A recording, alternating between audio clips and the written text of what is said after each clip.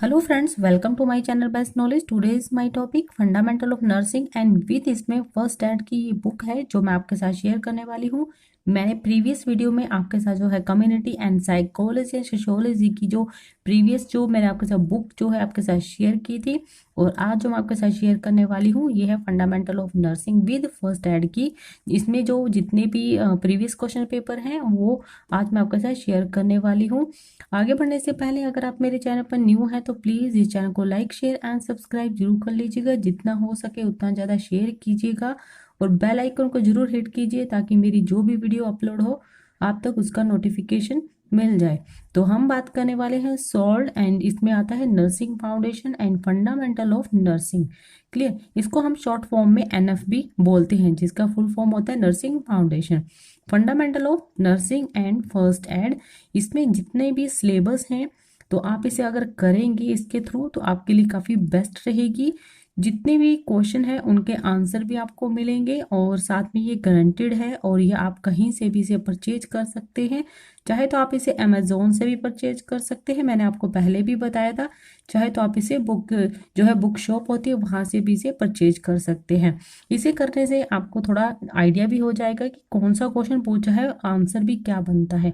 ऐसे आपको अगर बुक पढ़ते हैं तो आपको उसमें टॉपिक समझ नहीं आते हैं, क्योंकि उसमें से कई बार ऐसा होता है जो क्वेश्चन होते हैं उसे थोड़ा सा डिफरेंट जो है टाइप में डाल दिया जाता है, तो आपको भी उसमें क्या होता है कंफ्यूजन हो जाती है। इसमें क्या है कि जो क्वेश्चन दिया गया है एग्जैक्ट उसका जो आंसर होगा आपको इसमें मिल जाएगा। क्लियर, तो मैं आपको दिखा देती हूँ अंदर से, और फ्रंट तो आपको इस टाइप का मिलेगा। देन इसके अंदर आप इसे देख पाएंगे कि जो क्वेश्चन है लॉन्ग क्वेश्चन जैसे इन्होंने दिए। पहले मैं आपको इसका जो है दिखा देती हूँ कंटेंट क्या क्या है इसके अंदर। तो आप इसे देख पा रहे हैं, सबसे पहले इसके अंदर आपको मिलेंगे लॉन्ग क्वेश्चन मिलेंगे, ठीक है। इसके बाद आपको शॉर्ट क्वेश्चन मिलेगा, देन इसके बाद फिल इन द ब्लैंक्स मिलेंगे, देन इसके बाद ट्रू एंड फॉल्स मिलेंगे, इसके बाद मल्टीपल चॉइस क्वेश्चन भी मिलेंगे एंड इसके बाद डिफरेंस बिटवीन द फ्लोइंग्स भी मिलेंगे। देन इसके बाद मिलेगा आपको मैच दी फ्लोइंग भी मिलेगा एंड इसके बाद जो डेफिनेशन जितनी भी इंपॉर्टेंट डेफिनेशन होती है हमारी बुक में बहुत ज़्यादा डेफिनेशन है। हमें क्या होता है कि उसमें पूरा करना होता है, लेकिन हमें यही नहीं मालूम कि कौन सी इंपॉर्टेंट है जिसे हमें करना चाहिए, जो हमारे जो एग्जाम में ज़्यादातर आती हैं। तो वही इसमें आपको बताया गया है कि जो क्वेश्चन बार बार रिपीट हो रहे हैं, जितने भी क्वेश्चन हैं जो कि बार बार जो क्वेश्चन पूछे गए वो कौन से हैं आपको इन बुक के थ्रू में सब मालूम हो जाएगा, तो आप इसे ले सकते हैं। इसके बाद एब्रिविएशंस है जो कि आपको ये पेज नंबर भी दिया हुआ है। देन इसके अंदर आपको जो है प्रीवियस ईयर्स क्वेश्चन पेपर भी मिलेंगे। तो इस टाइप से आपको जो है इसमें पूरा सिलेबस मिल जाएगा कि कौन कौन से क्वेश्चन जो कि इसमें बताए गए हैं। इसमें फर्स्ट एड के भी क्वेश्चन होंगे, देन इसके अंदर फंडामेंटल ऑफ नर्सिंग के होंगे। तो सबसे पहले क्या दिया इन्होंने, लॉन्ग क्वेश्चन दिया, तो वो भी हम देख लेते हैं। आप इसे देख रहे हैं ये लॉन्ग क्वेश्चन है। तो इसमें जैसे लॉन्ग क्वेश्चन में क्या बताया है, इसमें बोला है कि define nursing, explain the principle of nursing. Clear, इसमें है define professions and what are the rules and responsibilities of profession nurse. इस टाइप के आपको जो है लॉन्ग क्वेश्चन मिलेंगे। देन इसके जो आंसर होंगे वो भी आपको मिलेंगे, जैसे इन्होंने पूछा डिफाइन नर्सिंग। तो अब मैं आपको दिखा देती हूँ, ये देखिए ये आंसर भी है define nursing and explain the principle of nursing. अब आपको आइडिया हो जाएगा कि इसमें हमें कैसे लिखना है। इसमें 3 डेफिनेशन बोली गई है, ठीक है, तो आपको इस टाइप से लिखना है। देन इसमें बोला explain the principles of nursing.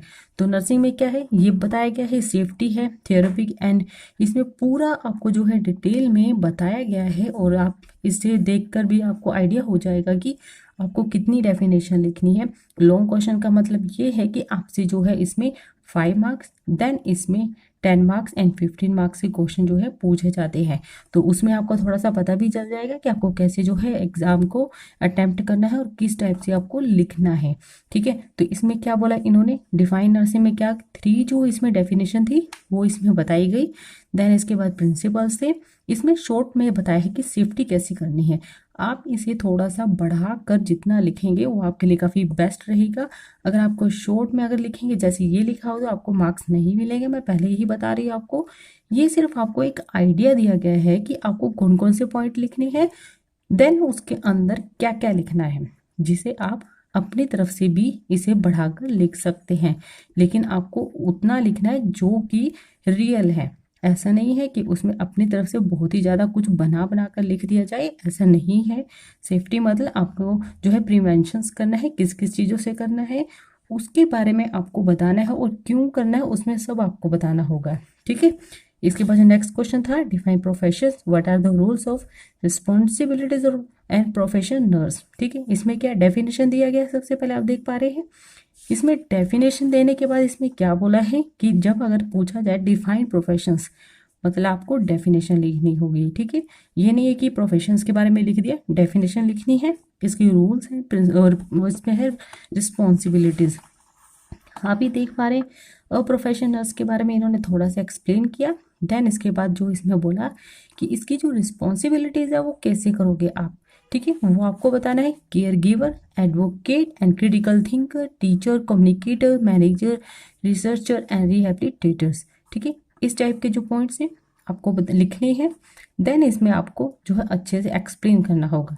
जैसे कोई पेशेंट है, यानी कि उसको कोई अगर क्रोनिक डिजीज़ है या उसे कोई फीवर है या कोई डिजीज़ है, एक तो लॉन्ग टर्म की डिजीज़ होती है, एक शॉर्ट टर्म की डिजीज़ होती है। शॉर्ट टर्म का मतलब कि जल्दी से ठीक हो जाने वाली डिजीज़, जो लॉन्ग टर्म होती है जिसको हम बोलते हैं क्रोनिक डिजीज़। इस चीज़ का ध्यान रखना है। क्रोनिक का मतलब होता है कि लंबे समय तक चलने वाली डिजीज़। ठीक है, तो उसकी जो आप कैसे केयर गिवर करेंगे, यानी कि कैसे केयर करेंगे, कैसे उसका जो है डिसीजन लेंगे, एडवोकेट कैसे करेंगे। ठीक है, और इसमें टीच कैसे करेंगे उनकी फैमिली को। अगर उस जो पेशेंट है उनको कोई प्रॉब्लम आई है, तो अगर उसकी फैमिली को नहीं पता कि इसे क्या प्रॉब्लम आई है, तो आप उसे कैसे टीच करके बताएंगे।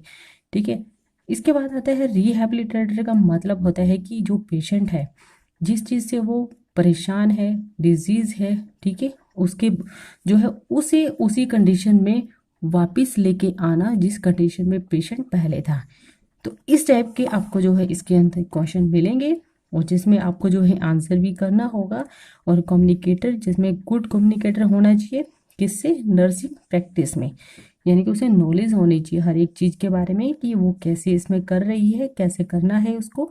इसके बाद जो नेक्स्ट आता है डिफाइन हॉस्पिटल, आपको इसमें भी डेफिनेशन लिखना है। देन इसके बाद आपको जो लिखना है right the classifications of hospital in list the functions of hospital. Clear, तो इसमें क्या डेफिनेशन बताया गया है। इसके बाद आता है क्लासिफिकेशंस ऑफ हॉस्पिटल। इसमें आप देख पा रहे हैं ये काफ़ी ही लॉन्ग क्वेश्चन है, ये यहाँ से शुरू होगा डेफिनेशन से, इसके बाद ये कंप्लीट आपको लिखना होगा। देन ये फिनिश होता है आपका इन पेशेंट सर्विसेज तक फिनिश होगा।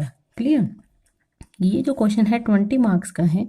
जब आप इसे करने लगेंगे तो अपनी तरफ से जितना हो सके उतना ज़्यादा इसे बनाने की कोशिश कीजिए। पॉइंट तो ये सेम ही रहेंगे, लेकिन इसके अंदर जो आपको राइट करना है वो बेस्ट करके लिखना है, ताकि कोई भी प्रॉब्लम ना आए।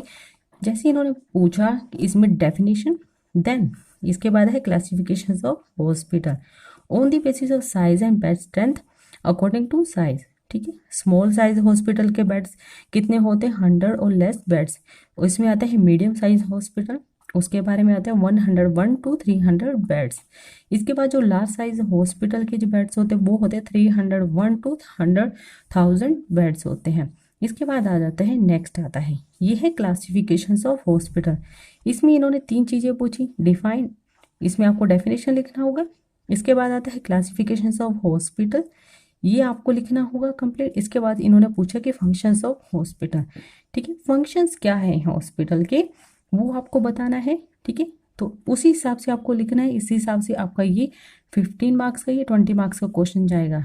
क्लियर, अगर वो 10 में पूछते हैं तो आपको ज़्यादा लॉन्ग ना करके थोड़ा सा उसको थोड़ा सा अच्छे से जो है बनाकर लिखना होगा, जिससे आपको जो है 10 मार्क्स मिल जाए। अगर 15 अगर मार्क्स का आता है तो आपको और भी बढ़िया करके लिखना होगा। अगर 20 का पूछता है तो आपको और भी ज़्यादा बढ़िया करके लिखना होगा। अगर 5 मार्क्स में पूछता है जैसे इन्होंने दिया है, तो इस टाइप से आपको थोड़ा सा बढ़ाना होगा इसको। ठीक है, ये नहीं कि सेम जो लिखा है वही लिखेंगे, सेम लिख सकते हैं, लेकिन इसमें कुछ चीज़ें और भी ऐड कर सकते हैं। इससे आपको आइडिया होगा कि कैसे पूछा गया है और क्या पूछा गया है। ठीक है, इसमें है अकॉर्डिंग टू बेड स्ट्रेंथ। इसके बाद आया on the basis of ownership और control, on the basis of objectives, on the basis of systems. ठीक है, इसके बाद आता है on the basis of management.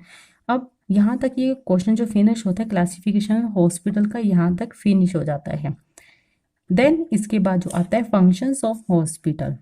इस टाइप के आपसे जो है क्वेश्चन पूछे जाएंगे, विद आपको इसमें आंसर भी मिलेंगे। तो आपको ये बुक लेनी चाहिए मेरे हिसाब से, क्योंकि ये बहुत ही ज़्यादा अच्छी बुक्स है जिसमें आपको सारा सिलेबस मिलेगा, कोई भी प्रॉब्लम नहीं आएगी। इससे आपको आइडिया जरूर होगा कि कौन सा क्वेश्चन है, जिसका मतलब क्या है और इसमें आपको आंसर क्या लिखना है। इसके थ्रू अपनी तैयारी कीजिए, आपके लिए काफ़ी हेल्पफुल भी रहेगी एग्जाम के लिए। और इसका फ्रंट एक बार फिर से देख लीजिए, आपको इस टाइप का जो है आपको फ्रंट मिलेगा और इसमें कोई एडिशन नहीं है। ये मैंने अमेज़ोन से परचेज की थी, आप चाहे तो वहाँ से भी इसे परचेज कर सकते हैं, चाहे तो इसे बुक्स सेलर जो है उससे भी आप इसे परचेज कर सकते हैं। इसका जो बैग है आपको इस टाइप का जो है दिखाई देगा, ठीक है। तो आप इसे जरूर लीजिएगा। अगर आपको मेरी ये वीडियो अच्छी लगे तो please like share and subscribe जरूर कर लीजिएगा। जितना हो सके उतना ज़्यादा शेयर करने की कोशिश कीजिएगा। And thank you so much.